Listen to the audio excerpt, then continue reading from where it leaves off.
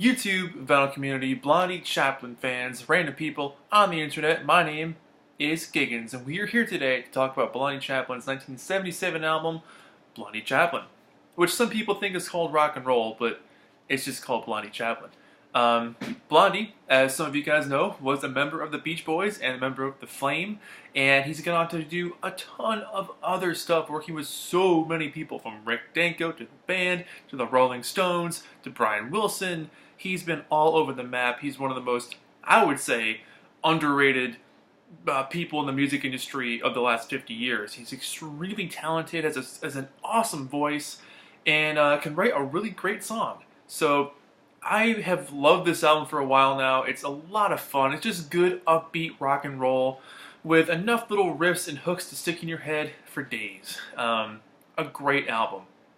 The thing is, there's not a whole heck of a lot to know about this thing beyond what's listed on the back jacket as to who played what and where this was recorded and the year it came out.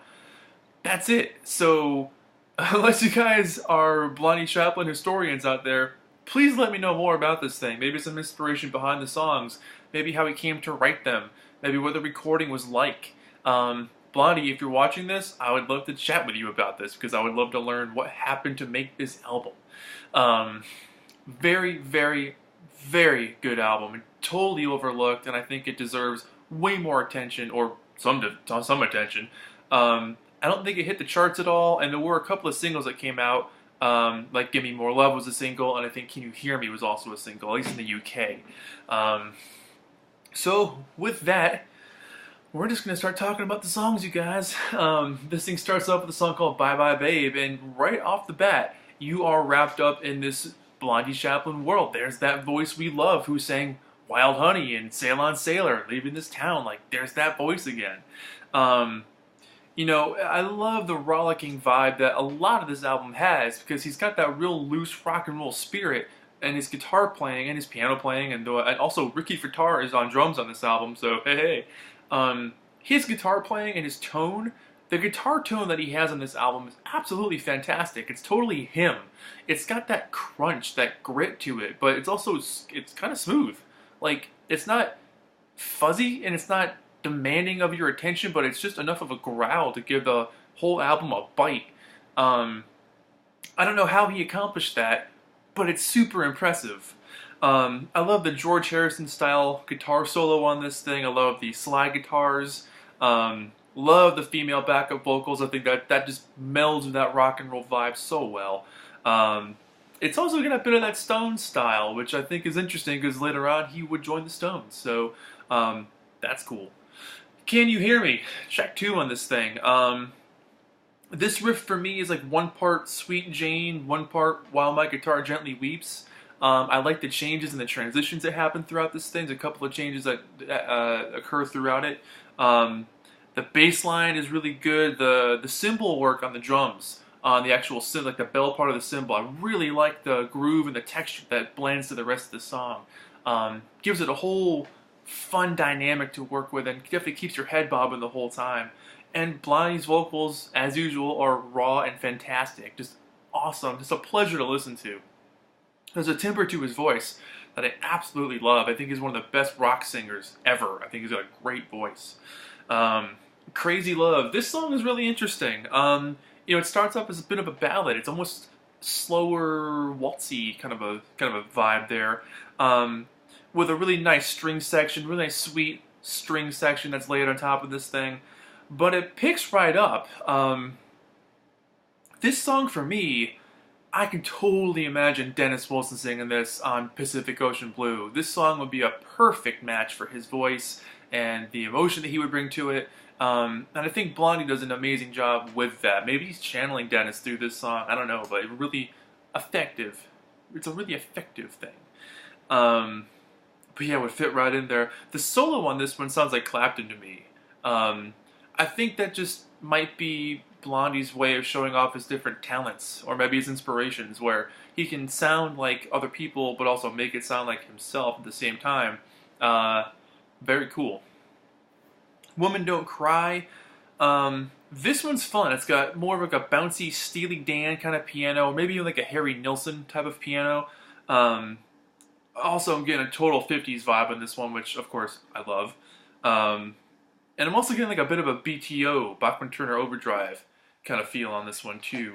Um, all adding up to a really cool presentation. The organ solo on this thing is great. I think the bass is going for a walk all over this thing.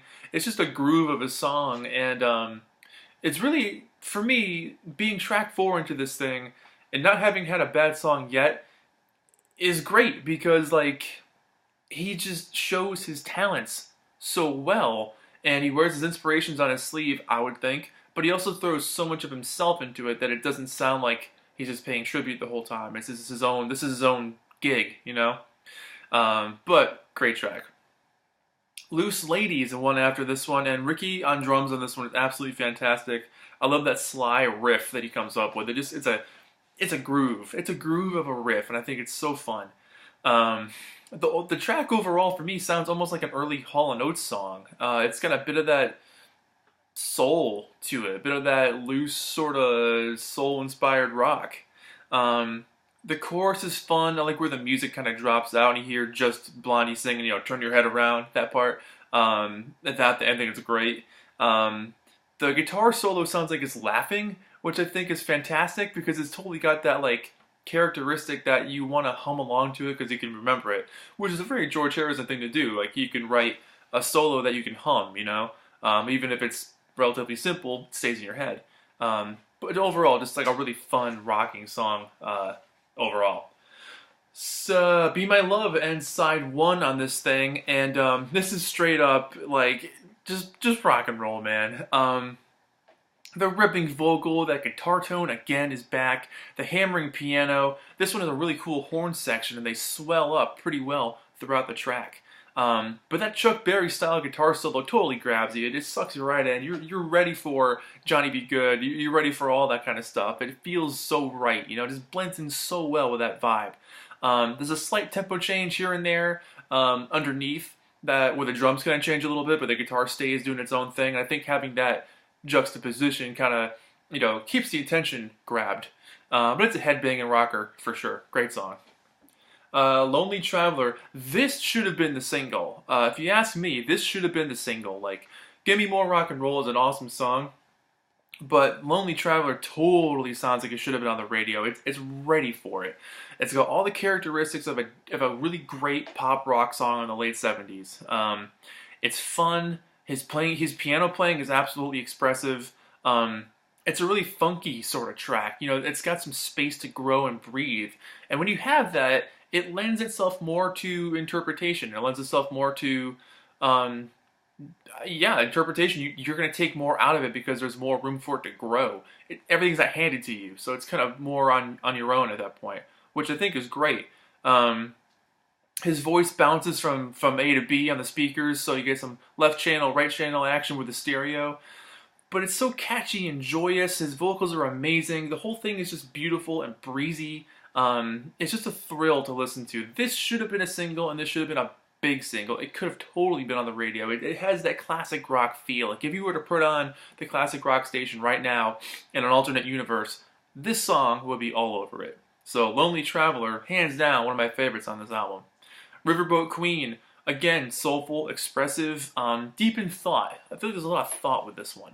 But there's accordion going on, so something happened. Something's different going on here.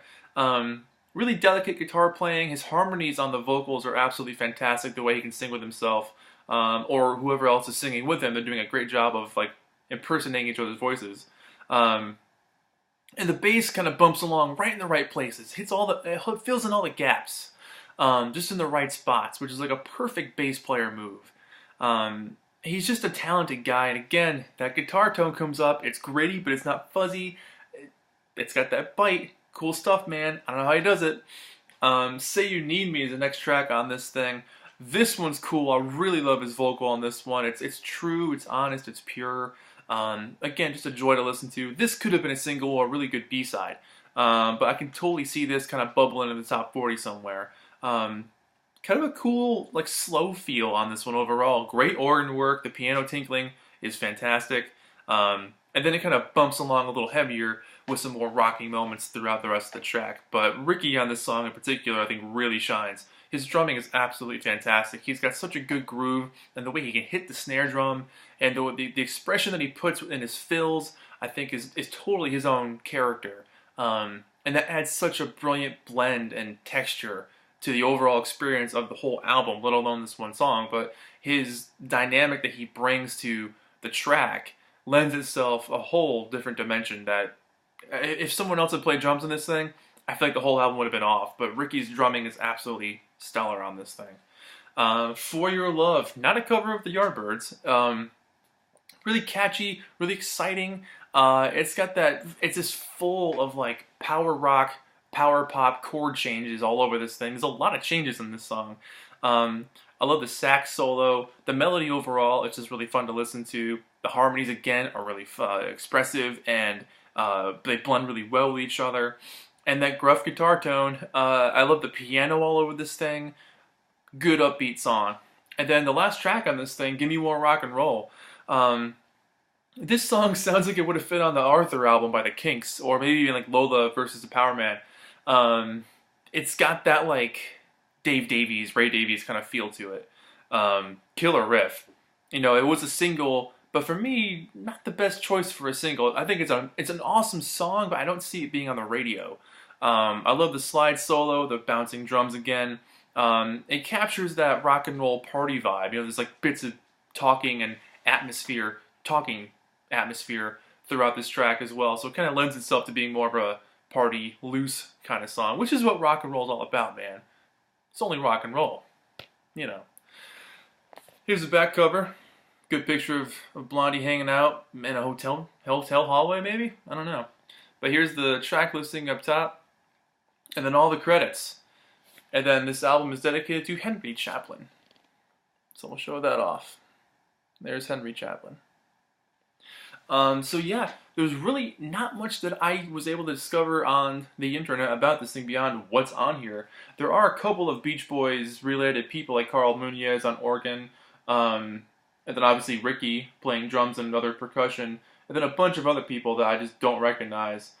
Steve Lawrence on sax, that sounds familiar for some reason, but it was produced by Rob Fabroni. It was mixed and recorded at Village Recorder, mastered at A&M. That's basically it. I mean, it came out through Asylum Records, which is through, Warner Brothers? Yeah, Warner Communications. This was in the cutout bin at one point. Look at that. It was in the cutout bin. This has seen better days. The record itself is in fantastic shape. What was that? What was that? Oh, it's the receipt from when I bought it.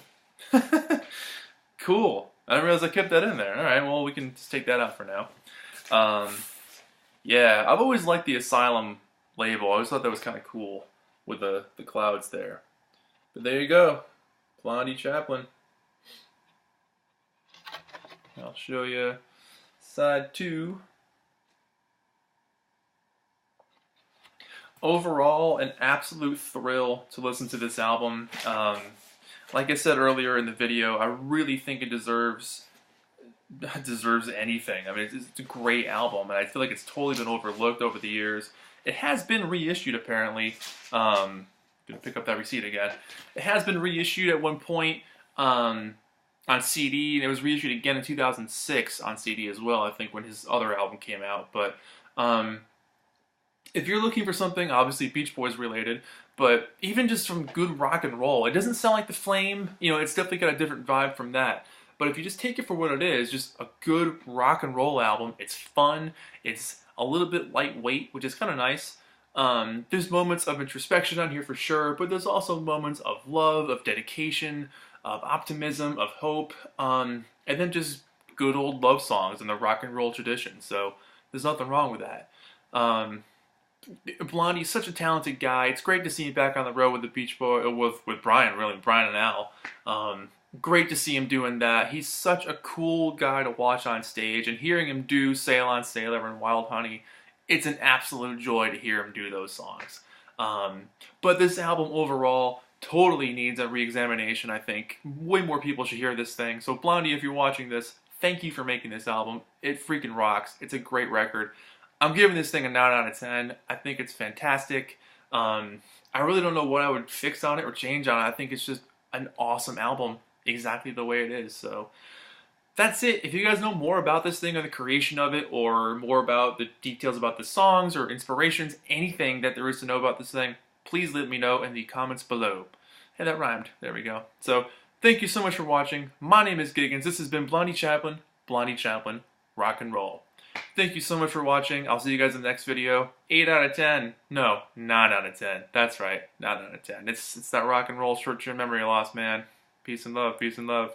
That's it. Thank you so much for watching. I'll see you in the next video. Bye-bye.